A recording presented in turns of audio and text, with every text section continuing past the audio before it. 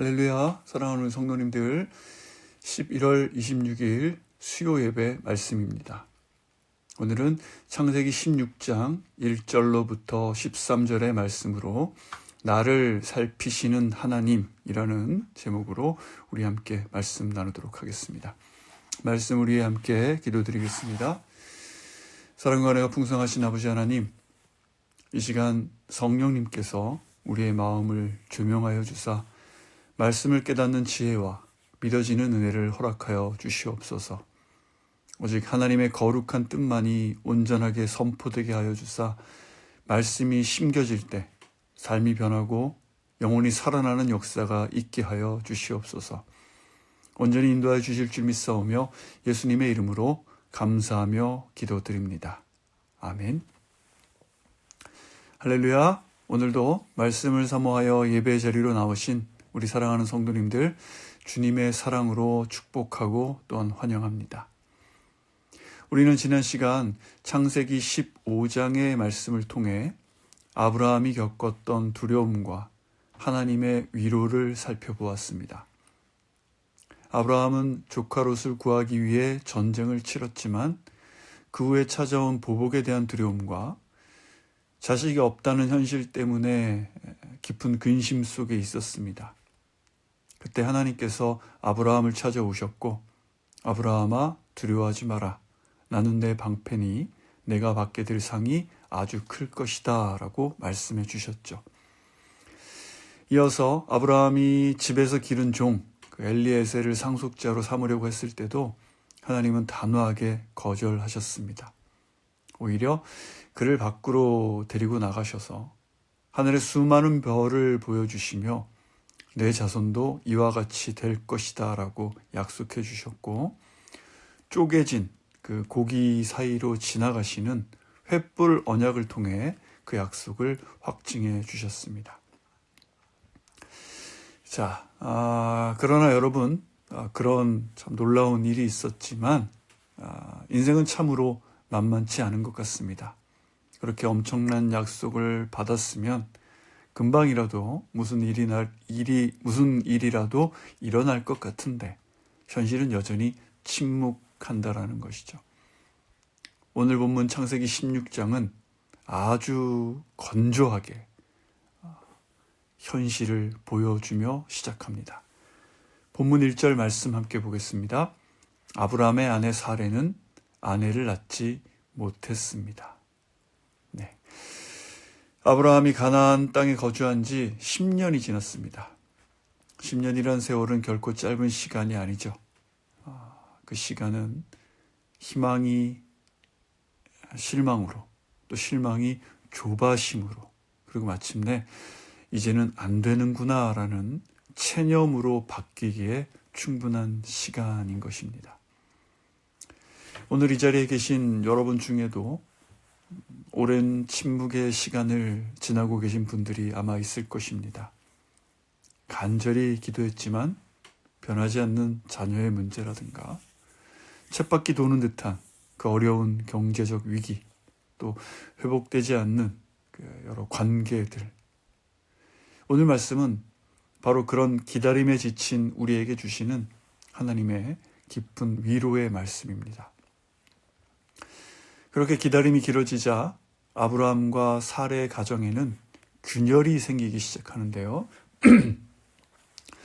하나님이 침묵하실 때 우리 마음속에는 하나님이 안 도와주시면 내가 내 방식대로 처리해야겠다라는 그런 강력한 유혹이 고개를 들죠. 사레는 결국 2절에서 아브라함에게 이렇게 제안합니다. 2절입니다. 여호와께서 내가 아이 낳는 것을 막으시니 내 여종과 동침하십시오. 어쩌면 내가 그녀를 통해 아이를 얻을지도 모릅니다. 자, 여러분, 사레는 지금 어떤 홧김에 죄를 짓고자 하는 것이 아닙니다. 그녀는 매우 합리적이고 또 현실적인 대안을 내놓은 것인데요. 고대 근동의 그 관습에는 이 불임인 이 아내가 자신의 여종을 대리모로 세워서 대를 잇는 것은 당시 사회에서 법정으로 보장된 그런 관습이었어요. 그때 태어난 아기는 여종의 자식이 되는 것이 아니라 법적으로 이 주인 아내의 자식으로, 그러니까 아내에게 속하게 되는 것이었죠. 그러니 이 사례의 입장에서 이런 제안은 자신의 자존심을 꺾고서라도 가문을 잇기 위해서 내놓은 그런 희생적인 결단이자 하나님의 약속이 성취될 수 있는 현실적 대안이라고 아마 그녀는 생각했을 수도 있습니다. 인간적으로 보면 참으로 눈물겨운 헌신이라고 볼 수 있는 부분이죠. 사례의 이 제안에 대해 아브라함의 반응은 2절 하반절에 보면 아브라함이 사례의 말을 들었습니다. 여기서 듣다라는 말은 단순히 귀로 들었다는 뜻이 아니라 동의하다, 만족하다라는 뜻을 내포하고 있습니다. 아브라함 입장에서도 사례가 오죽 고통스러우면 이런 제안을 했을까 싶어서 못 이기는 척 동의했을 것이라고 또 추측도 되죠. 하지만 성도님들, 이런 합리적인 생각이 곧 믿음은 아닙니다. 우리가 인생을 살면서 가장 경계해야 할 순간은 내 계획이 너무나 타당하고 논리적이어서 굳이 기도할 필요조차 느끼지 못할 때, 바로 그때인 것이죠. 아무리 합리적인 방법이라 할지라도 그들은 하나님께 물었어야 했습니다. 하나님, 분명히 제 몸에서 날짜라고 하셨는데 이 방법이 맞는 것입니까? 라고 질문했어야 하는 것이죠. 그러나 그들은 하나님께 묻지 않았습니다. 그 약속의 본질보다는 성취 방법에만 몰두했던 것이죠. 이후로 자신들의 계획대로 일이 잘 진행되는 듯 보였습니다. 하갈이 임신을 하죠. 사례의 목적은 달성된 것 같았습니다. 그러나 인간의 방법이 성공하는 듯 보이는 그 순간이 사실은 가장 위험한 순간이었던 것이죠. 4절입니다. 아브라함이 하갈과 동침하니 하갈이 임신을 하게 됐습니다. 자기가 임신한 것을 알게 되자 하갈은 자기 여주인을 업신여겼습니다. 생명이 잉태되는 그 축복의 순간이 가정의 질서가 무너지고 서로를 헐뜯는 저주의 순간으로 돌변하게 됩니다. 하갈은 아마 그 아브라함이 애굽에 내려갔을 때 그때 이렇게 얻은 이제 여종이었을 것으로 추측하는데요. 그녀는 주인에게 없던, 사례에게 없던 임신이라고 하는 그 권력을 갖게 되자 바로 교만해지죠.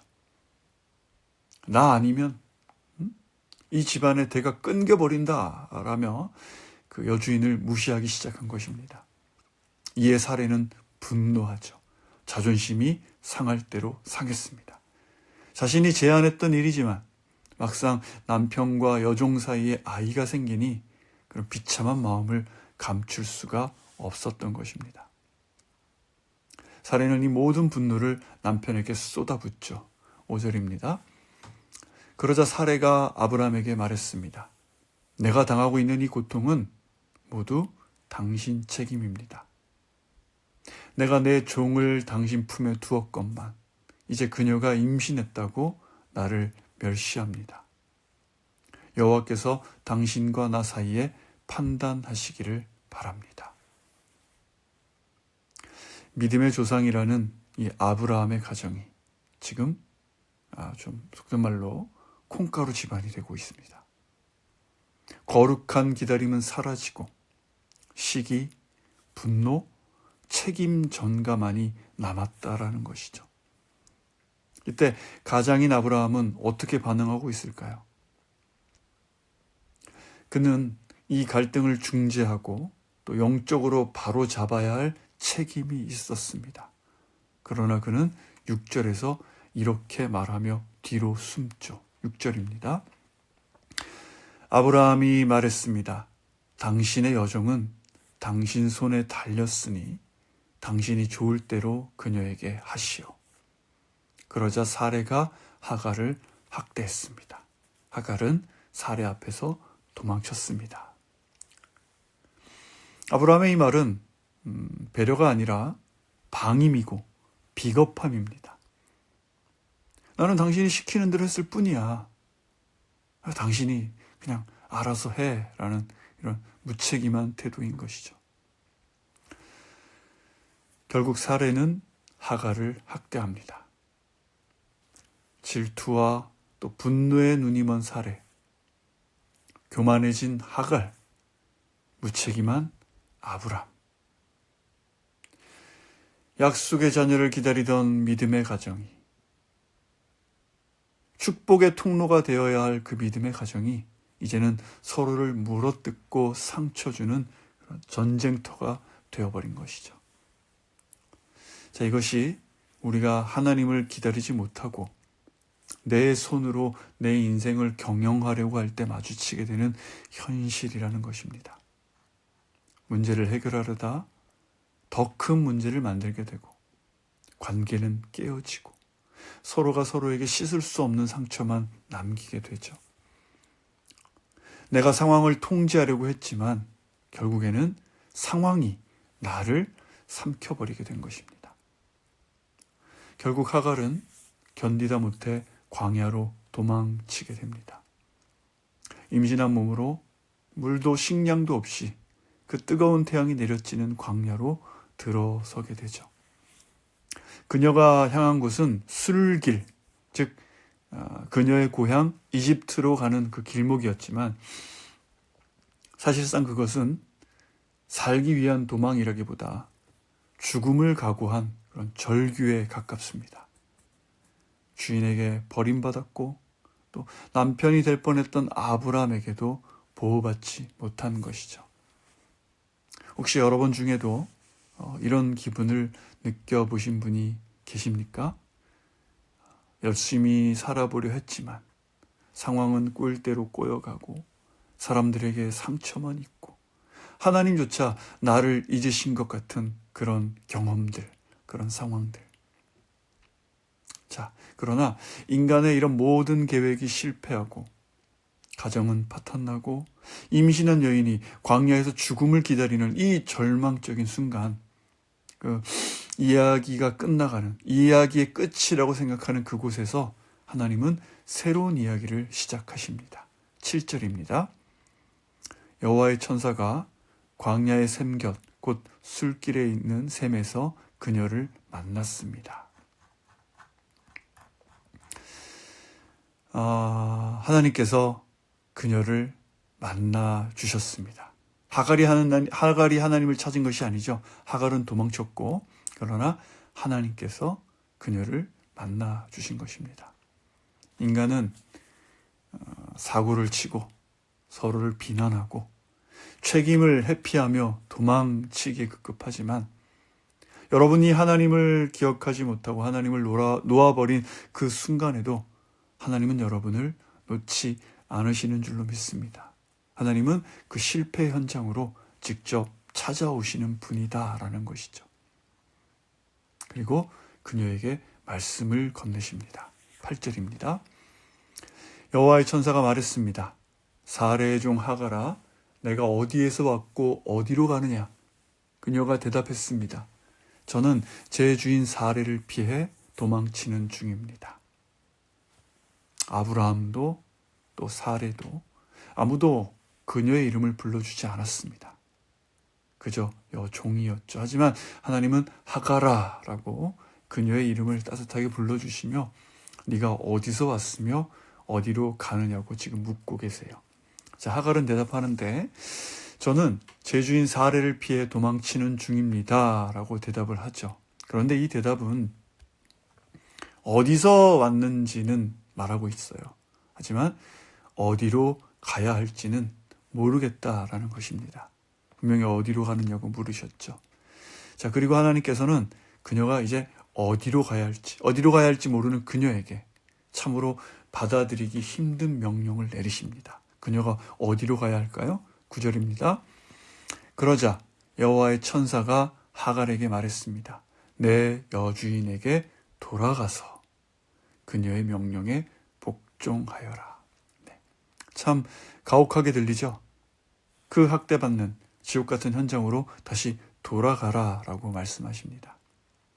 그런데 이 명령은 그녀를 괴롭게 하고 죽이려는 것이 아니라 그녀를 보호하고 살리겠다는 하나님의 말씀이에요. 광야에서 그것도 임신한 여인이 홀로 살아남을 확률은 없겠죠. 하나님은 그녀를 보호하시려는 것입니다. 그리고 하나님은 그녀를 빈손으로 보내지 않으십니다. 아브라함에게 주셨던 것과 같은 자손이 번성할 것이라는 그 약속을 주시고 또 태어날 아이의 이름을 이스마엘이라고 미리 지어주십니다. 그리고 그 뜻은 여호와께서 내 고난을 들으셨다라는 것이죠. 상황은 변하지 않았습니다. 그녀는 다시 사레에게 돌아가야 합니다. 그리고 여전히 종의 신분이죠. 하지만 하갈은 더 이상 예전의 하갈이 아닙니다. 하나님은 그냥 가라고 돌아가라고 등 떠미시는 것이 아니죠. 하갈아, 돌아가라. 하지만 두려워하지 마라. 내가 너의 고통의 소리를 들었다. 이제 내가 너와 함께 간다. 네가 돌아갈 그곳은 이제 학대의 자리가 아니라 내가 너를 돌보는 은혜의 자리가 될 것이다 라고 이렇게 말씀하시는 겁니다. 하갈은 하나님의 이 말씀에 감격했고 또 하나님 앞에 이렇게 고백하죠. 13절입니다.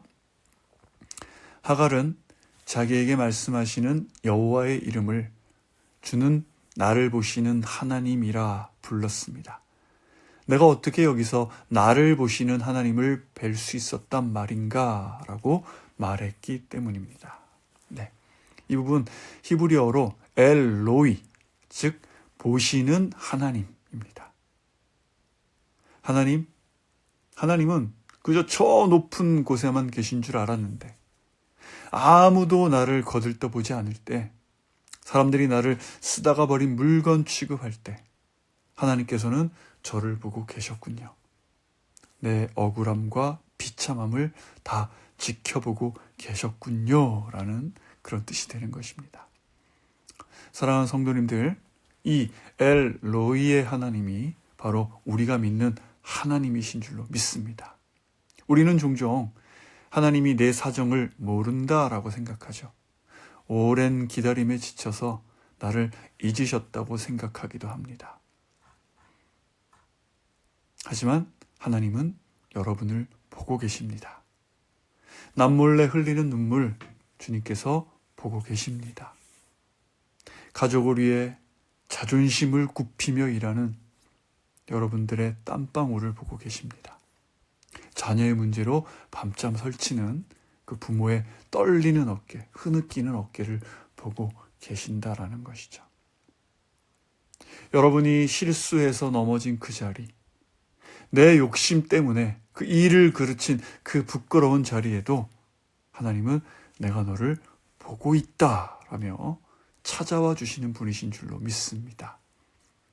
그리고 그 엘로이 하나님은 훗날 우리를 위해 십자가라는 그 가장 처절한 광야로 자신의 아들을 보내시는 분이시죠.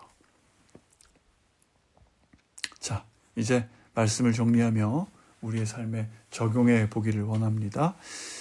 나를 살피시는 그 하나님을 만난 사람은 삶의 태도가 달라질 수밖에 없습니다. 내 힘으로는 억지로 하려는 조급함, 내 힘으로 하려는 그 조급함 내려놓아 보시길 바랍니다. 아무리 합리적이고 아무리 좋아 보여도 기도가 없는 나의 계획은 결국 우리를 광야로 내몰 뿐입니다. 하나님이 침묵하시는 것처럼 느껴지십니까? 하나님의 침묵은 거절이 아닙니다. 하나님이 일하고 계시는 시간인 줄로 믿습니다. 조급한 마음이 들 때마다 아브라함과 그 사레에 실패했던 그 일들을 기억하시면서 기도의 자리로 돌아가셔서 하나님의 때를 묻고 또 물으시는 우리 사랑하는 성도님들 되시기를 바라요. 그리고 문제가 있는 그 자리에서 우리가 회피하고 도망친다고 문제가 해결되는 것이 아님을 오늘 보게 됩니다. 하나님께서 여러분을 부르신 그곳, 그 가정, 그 직장, 또 그 힘겨운 관계 속에서 여러분은 절대 혼자가 아닙니다. 나를 살피시는 하나님이 여러분을 보고 계신 줄로 믿습니다. 여러분의 수고를 다 보고 계신다는 사실, 그 하나만으로도 우리는 그 상황 속에서 넉넉히 이길 힘을 얻을 줄로 믿습니다. 사랑하는 우리 성도님들, 우리는 실수합니다. 또 우리는 자주 넘어집니다. 때로는 아브라함과 사레처럼 내 꾀에 내가 넘어가기도 하고, 또 때로는 하갈처럼 억울하게 광야로 내몰리기도 하죠. 그러나 어떤 상황에 있든지 여러분들 기억하십시오. 우리의 실패가 하나님의 실패는 아니라는 것입니다. 우리의 계획과 지혜가 망가뜨린 그 자리에 하나님은 또다시 은혜를 부어주실 줄로 믿습니다. 오늘 이 시간 나의 어떠함과 상관없이 나를 끝까지 지켜보시고 찾아오시는 엘로이의 하나님, 그 하나님을 여러분 깊이 만나시기를 바랍니다. 그리고 그분의 바라보심, 나를 바라보심, 그 바라보심을 의지하며 다시 여러분의 삶의 자리로 당당하게 걸어 들어가는 저와 여러분들이 되시기를 주님의 이름으로 축원합니다. 아멘. 기도하겠습니다. 사랑과 은혜가 풍성하신 하나님 아버지, 오늘 말씀을 통해 우리를 바라보시는, 지켜보시는 그 주님의 따뜻한 시선을 깨닫게 하시니 감사드립니다. 주님의 약속을 기다리지 못하고 내 지혜와 내 힘으로 내 인생 풀어가려다가 더 큰 아픔과 상처를 만들었던 저희들의 모습을 고백합니다. 우리의 어떤 합리적인 판단보다 주님의 지혜를 구하는 믿음의 사람들 우리 모두가 되게 하여 주시옵소서. 주님, 아무도 내 사정을 모른다고 생각했던 그 순간에도 나를 살피시고 또 살피시는 그 하나님께서 나를 계속해서 또 보고 계셨음을 깨닫게 하여 주시옵소서. 그 믿음 변치 않게 하여 주시옵소서. 이제 다시 삶의 현장으로 돌아갑니다. 여전히 문제는 남아있고 여전히 상황은 어려울지라도 우리를 바라보고 계시는 그 주님을 의지하며 담대히 걸어가게 하여 주시옵소서. 예수님의 이름으로 감사하며 기도드립니다. 아멘.